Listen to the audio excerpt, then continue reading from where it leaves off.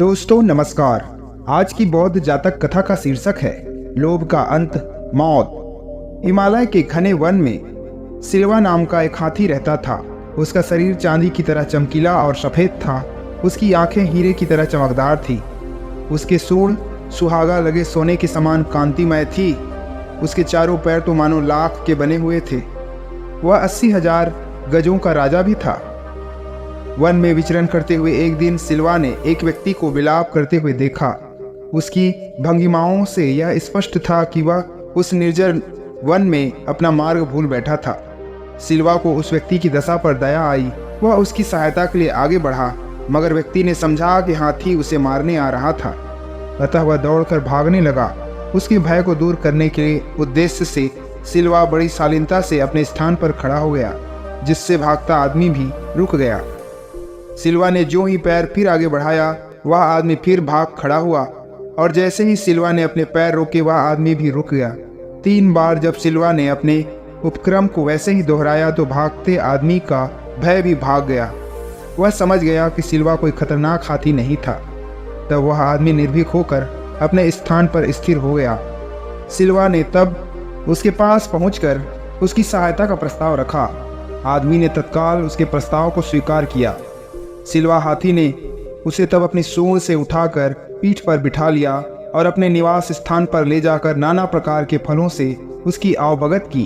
अंततः जब उस आदमी की भूख प्यास का निवारण हो गया तो सिल्वा हाथी ने उसे पुनः अपनी पीठ पर बिठाकर उस निर्जन वन के बाहर उसकी बस्ती के करीब लाकर छोड़ दिया। वह आदमी लोभी और कृतज्ञ था। तत्काल ही वह एक शहर के बाजार में एक बड़े व्यापारी से हाथी दांत का सौदा कराया। कुछ ही दिनों में वह आरी आदि औजार और रास्ते के लिए समुचित भोजन का प्रबंध कर सिल्वा के निवास स्थान की ओर चल दिया। जब वह व्यक्ति सिल्वा के सामने पहुंचा तो सिल्वा ने उससे उसके पुनरागमन का उद्देश्य पूछा। उस व्यक्ति ने तब अपनी निर्धनता दूर करने के लिए उसके दांतों की याचना की।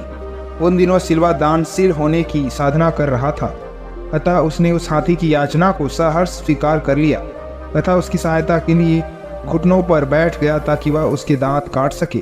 उस व्यक्ति ने शहर लौटकर सिल्वा के दांतों को बेचा और उनकी भरपूर कीमत भी पाई, मगर प्राप्त धन से उसकी तृष्णा और भी बलवती हो गई। वह महीने भर में फिर सिल्वा के पास पहुंचकर उसके शेष दांतों की याचना कर बैठा।